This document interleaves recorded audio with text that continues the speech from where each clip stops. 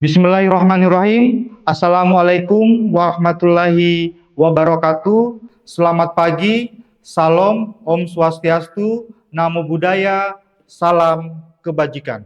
Perkenalkan, nama saya Laude Herman, SIP MIKOM, dengan nomor induk dosen nasional 0208058703. Saya dari Prodi Ilmu Komunikasi, Fakultas Ilmu Sosial dan Ilmu Politik, Universitas Haluoleo, peserta Serdos gelombang 1 tahun 2024. Adapun RPS mata kuliah yang saya sampaikan yakni mata kuliah Komunikasi Antar Pribadi, di mana mata kuliah Komunikasi Antar Pribadi ini dengan kode mata kuliah CDZ 63021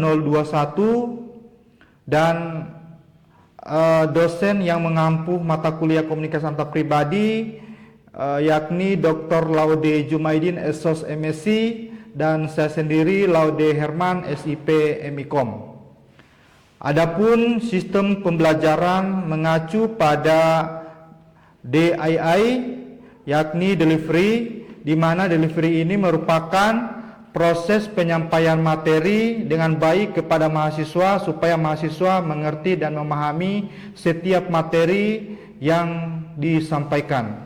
Yang kedua, interaction, di mana interaction di sini itu adalah suatu proses yang terlatih antara dosen dan mahasiswa serta antara mahasiswa dengan mahasiswa yang lain guna mencapai tujuan pembelajaran yang ada di dalam perkuliahan. Dan yang ketiga ada asesmen, di mana asesmen di sini itu merupakan proses penilaian untuk mengukur kemampuan mahasiswa secara transparan dan objektif.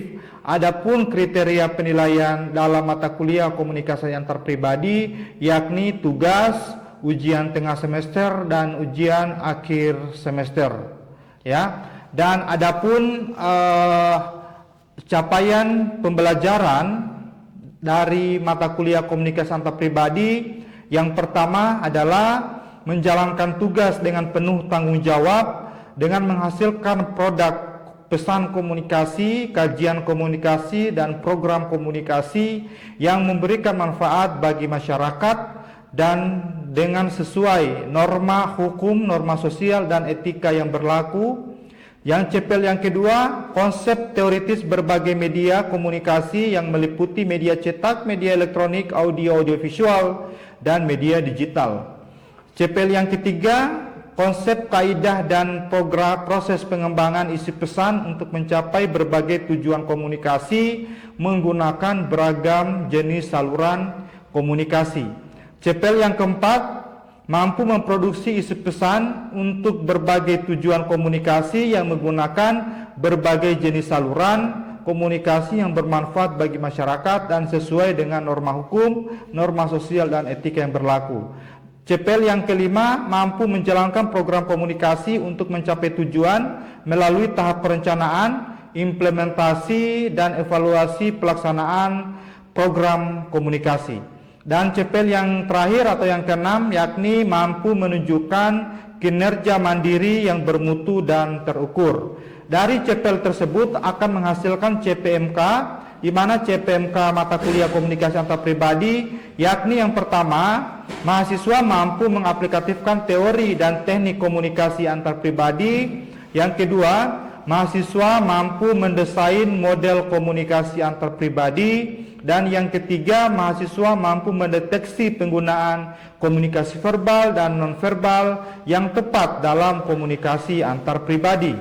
Yang dimana sub CPMK atau komponen akhir tiap tahapan dari CPMK tersebut, yang pertama, sub CPMK yang pertama menguasai konsep dasar komunikasi antar pribadi, Sub CPMK yang kedua, mampu menelaah konsep dasar komunikasi antar pribadi. Sub CPMK yang ketiga, mampu menerapkan model komunikasi antar pribadi. Sub CPMK yang keempat, mampu menentukan komunikasi verbal dan komunikasi nonverbal dalam komunikasi antar pribadi. Yang kelima, mampu membangun hubungan antar pribadi dalam komunikasi antar pribadi. Dan yang keenam adalah mampu menentukan identitas komunikasi antar pribadi. Dan adapun deskripsi singkat mata kuliah komunikasi antar pribadi, di mana mata kuliah ini membahas mengenai kajian konsep dasar dan teori komunikasi antar pribadi, dan pada tatanan akhir mahasiswa diharapkan mampu membangun hubungan antar pribadi dalam komunikasi yang efektif, menerapkan aktivitas komunikasi interpersonal atau antar pribadi, menerapkan skill komunikasi interpersonal atau antar pribadi, menerapkan makna verbal dan makna nonverbal dalam komunikasi antar pribadi, serta mampu menerapkan komunikasi formal dan nonformal komunikasi antar pribadi dalam lingkungan masyarakat dan lingkungan kerja. Dan adapun bahan kajian materi pembelajaran dari mata kuliah komunikasi antar pribadi terdiri dari 10 bahan kajian. Yang pertama, konsep dasar komunikasi antar pribadi. Yang kedua, komponen dan karakteristik komunikasi antar pribadi. Yang ketiga, tujuan dan model komunikasi antar pribadi atau komunikasi interpersonal. Yang keempat, komunikasi dan karakteristik hubungan interpersonal atau antar pribadi. Yang kelima, teori-teori komunikasi antar pribadi. Yang keenam, aktivitas komunikasi antar pribadi. Dan yang ketujuh, skill komunikasi interpersonal atau antar pribadi. Yang kedelapan, makna verbal dan nonverbal komunikasi antar pribadi. Dan yang kesembilan, komunikasi formal dan nonformal dalam komunikasi interpersonal atau antar pribadi. Dan yang terakhir, yang ke-10, aktivitas komunikasi interpersonal dalam lingkungan masyarakat dan di lingkungan kerja. Dan adapun teknik penilaian mata kuliah ini, yang pertama itu dilihat dari nilai tugas, di mana tugasnya di sini itu ada tugas individu dan tugas kelompok, serta UTS dan UAS. Nah, untuk bentuk pembelajarannya ada bentuk pembelajaran dan metode pembelajarannya dilakukan secara luring dan melalui daring. Dan kalau luring itu secara tatap muka di kelas atau melalui offline, dan kalau melalui daring itu kami menyediakan bahan atau materi kuliah kami itu melalui Spada UHO yang ada di link Spada UHO dengan mengklik http egreen.uho.ac.id. Di situ akan memperlihatkan semua materi dari mata kuliah komunikasi antar pribadi. Sekian pemaparan RPS mata kuliah komunikasi antar pribadi, dan sekarang kita akan lihat proses pembelajaran yang saya lakukan di kelas. Mari kita saksikan. Assalamualaikum dan selamat pagi anak-anak.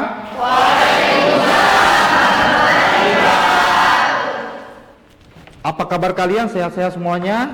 Sehat.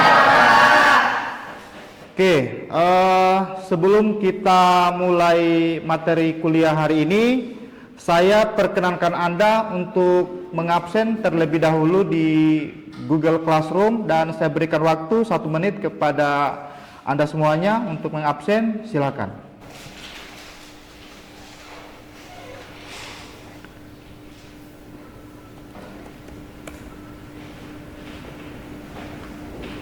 Oke, sudah?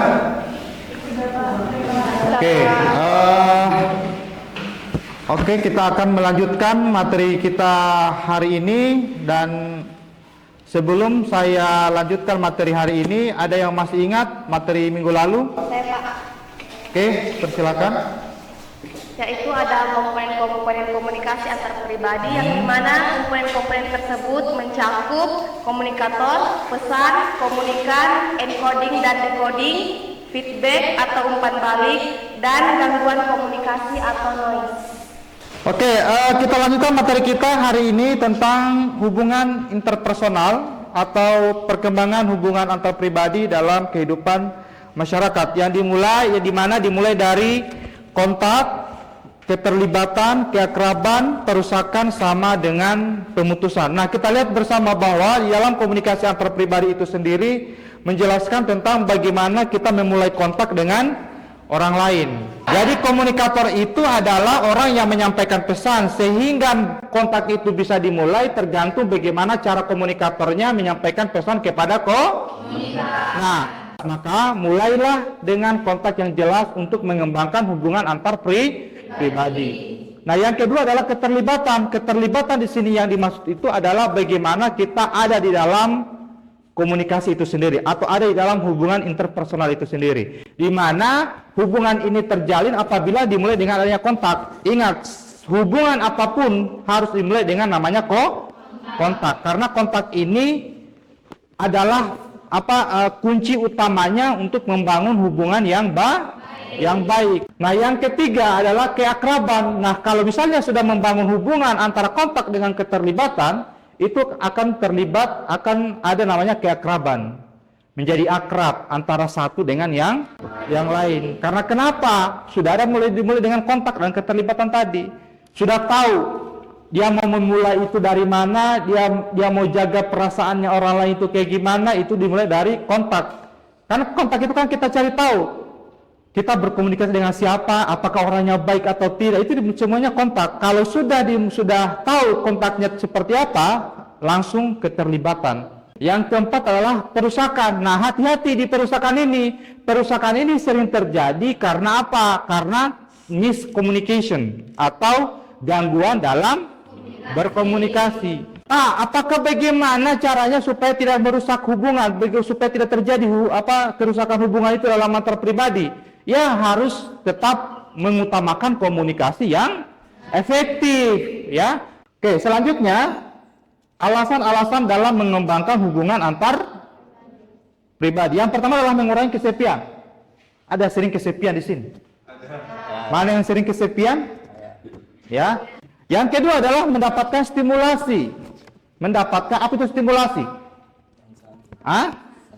Apa itu stimulasi? Respons, ya, mendapatkan respon kalau sudah ada namanya hubungan feedback, umpan balik yang terjadi di dalam komunikasi antar pribadi. Mendapatkan pengetahuan diri. Oh iya, saya harus berteman sama ini, saya berteman sama itu karena ini berbagai macam alasan untuk membangun hubungan. Selanjutnya yang keempat adalah memaksimalkan kesenangan. Kenapa memaksimalkan kesenangan ini masuk dalam pengembangan hubungan, alasan pengembangan hubungan pribadi?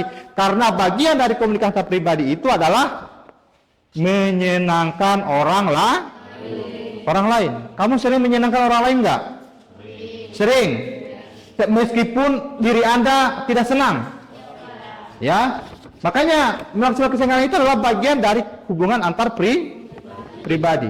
Menurut Murray Davis tahun 1973 mengatakan bahwa ada 6 langkah untuk memprakarsai hubungan. Yang pertama adalah meneliti kualitas. Kualitas di sini itu adalah kualitas yang jelas. Yang jelas di sini itu berupa kecantikan, gaya, kalau laki-laki kegantengan, gaya, busana, perhiasan dan lain sebagainya. Kualitas yang tersembunyi adalah kepribadian, kesehatan orang yang sakit. Kita tahu nggak orang sakit atau tidak? Tidak, nah kualitas itu namanya. Jangan sampai temanku dia sakit, kasihan, tapi dia bahagia terus kok, kita tidak tahu dia sakit. Ya. Nah, itu adalah kualitas yang tersembunyi. Ya, itu memprakarsai hubungan. Ya, memprakarsai hubungan di sini itu adalah bagaimana kita mau memulai komunikasi interpersonal itu tetap terjalin dengan baik. Yang kedua adalah melihat lampu kira-kira kalau saya bantu dia terima nggak bantuan saya? Kalau misalnya saya berikan bantuan ini, kira-kira dia mau terima enggak? Nah, itu adalah melihat lampu hijau. Jangan langsung terobos. Atau jangan langsung kasih. Belum tentu dia suka barang yang kamu kasih itu toh. Tidak semua barang yang kamu kasih ke dia dari komunikator ke komunikannya tidak mungkin dia terima dengan baik. Jangan sampai itu adalah barang yang dia tidak suka atau pesan yang dia tidak suka.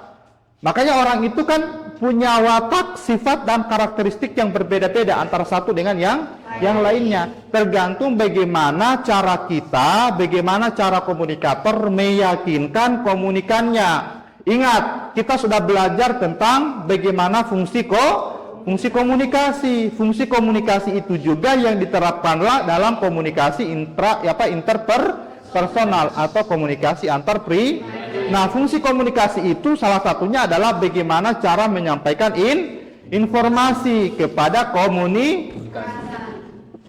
komunikannya.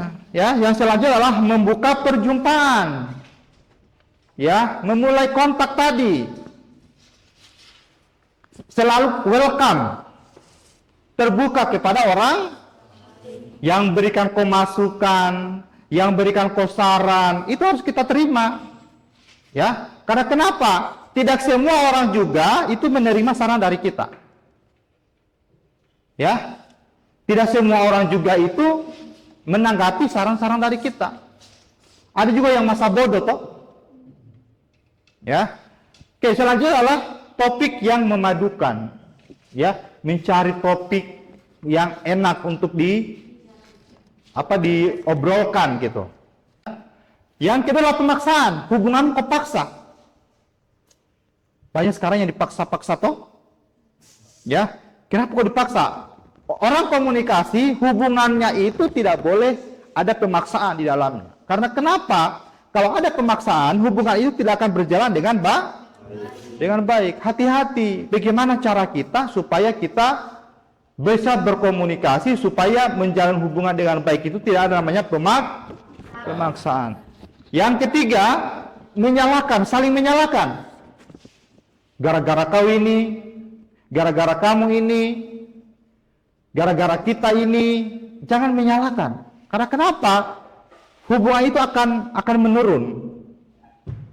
Ya, makanya yang kita tidak inginkan dalam menjalin hubungan antar pribadi itu adalah saling menyalahkan. Komunikator yang baik itu adalah komunikator yang bisa menjelaskan, yang bisa mengklarifikasi semua pesan yang disampaikan kepada masyarakat, kepada komunikan, kepada khalayak.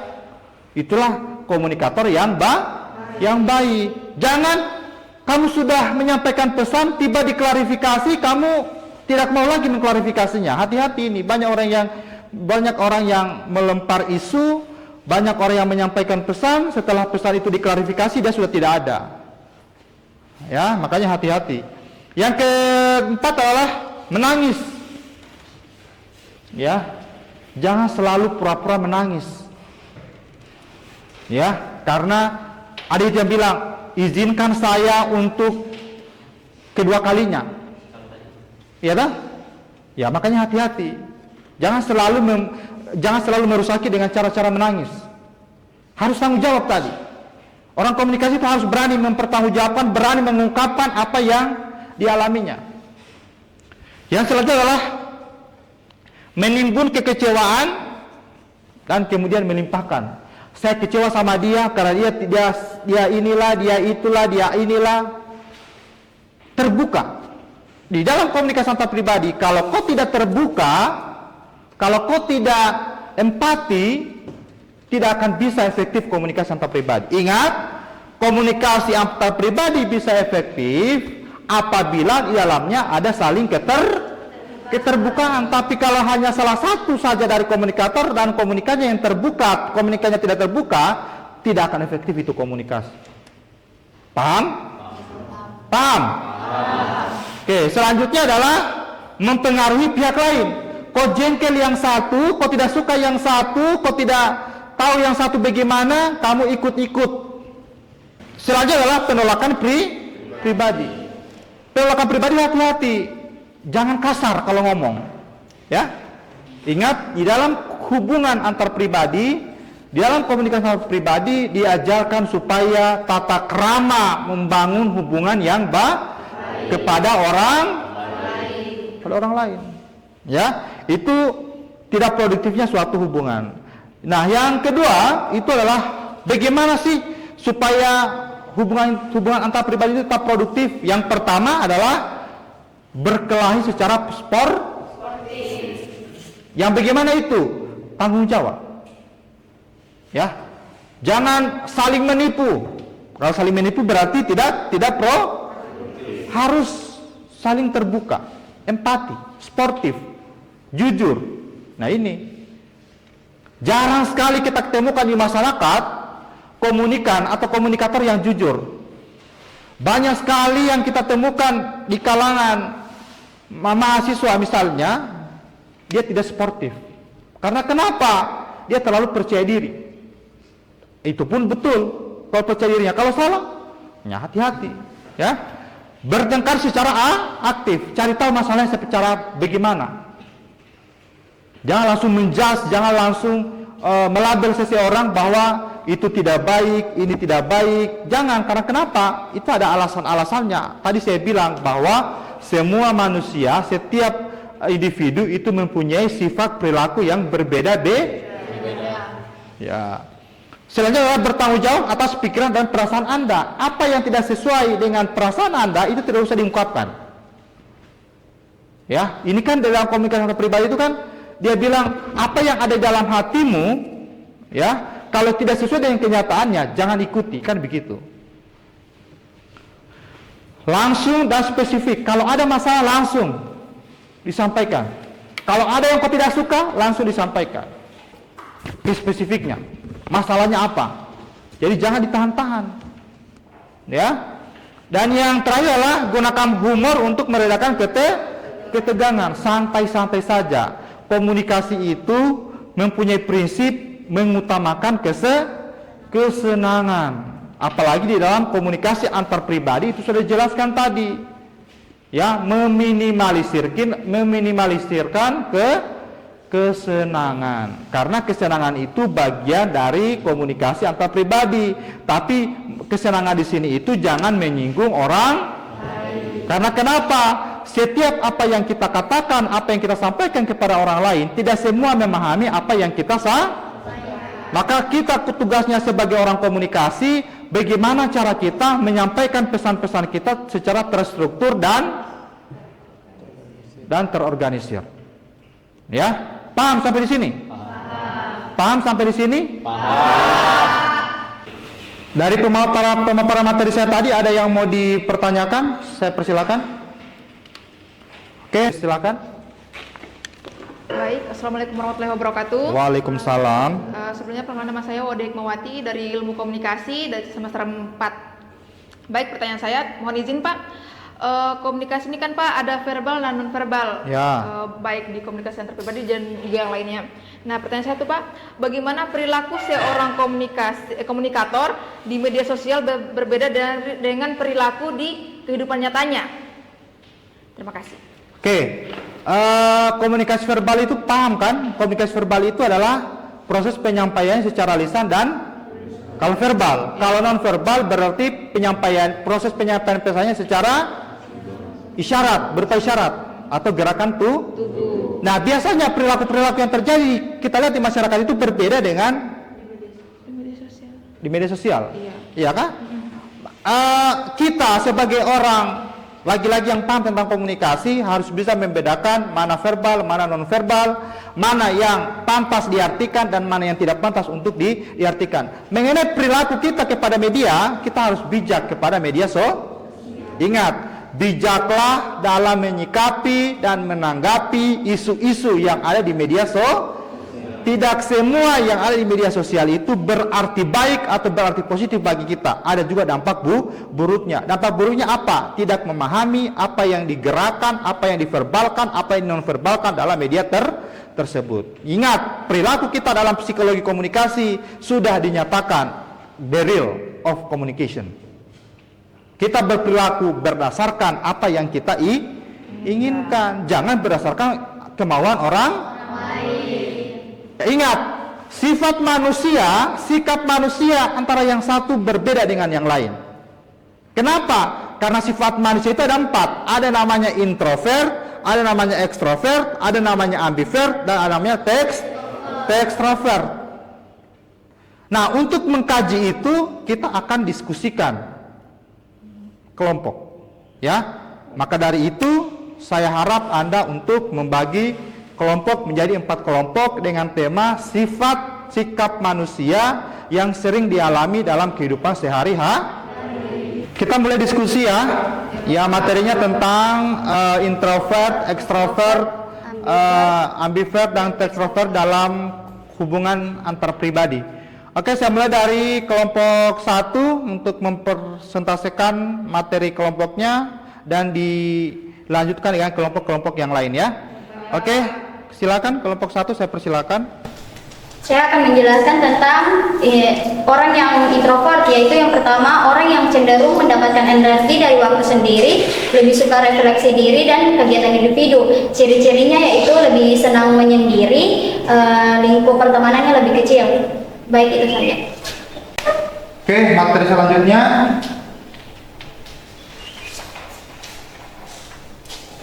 Baik, di sini saya akan menjelaskan tentang ekstrovert yang dimana seorang yang cenderung sangat aktif, yang mengarahkan perhatiannya keluar dan lebih terbuka terhadap interaksi sosial dan mendapatkan energi dari interaksi dengan orang lain. Baik, saya ingin membacakan seorang yang pintar adalah individu yang memiliki sifat ambivalen antara introvert dan extrovert. Mereka dapat merasakan kenyamanan dan menikmati baik waktu sendiri maupun interaksi sosial dengan orang lain. Ambivert cenderung memiliki kemampuan untuk menyesuaikan diri dengan berbagai situasi. Oke, kelompok terakhir. Baik, yang terakhir yaitu extrovert. Istilah yang digunakan untuk menggambarkan seseorang yang lebih suka berkomunikasi melalui pesan teks atau online daripada berbicara secara langsung. Oke, itu pemaparan materi semuanya dari 4 sifat hubungan antar pribadi. Semoga Anda bisa melihat dan bisa mengukur kualitas diri Anda masuk sifat yang di bagian mana, apakah saya masuk di extrovert, introvert, ambivert, ataupun di extrovert ya.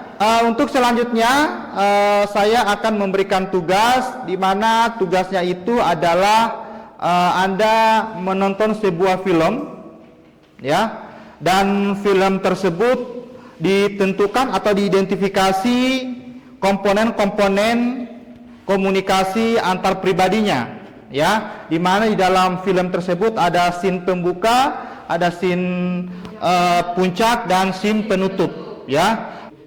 Paham?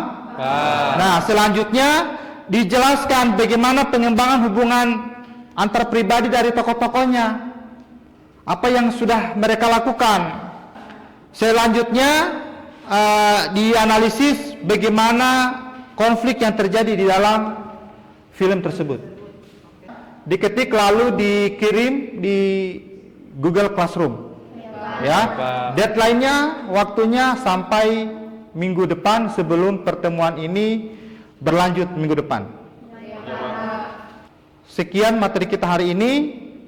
Semoga bermanfaat apa yang saya sampaikan, dan ingat, kita tetap berpikir positif dalam membangun suatu hubungan. Tidak semua hubungan itu berjalan dengan baik kalau tidak diawali dengan komunikasi yang baik. Oke, sekian dan terima kasih. Wabillahi taufiq wal hidayah. Wassalamualaikum warahmatullahi wabarakatuh. Waalaikumsalam.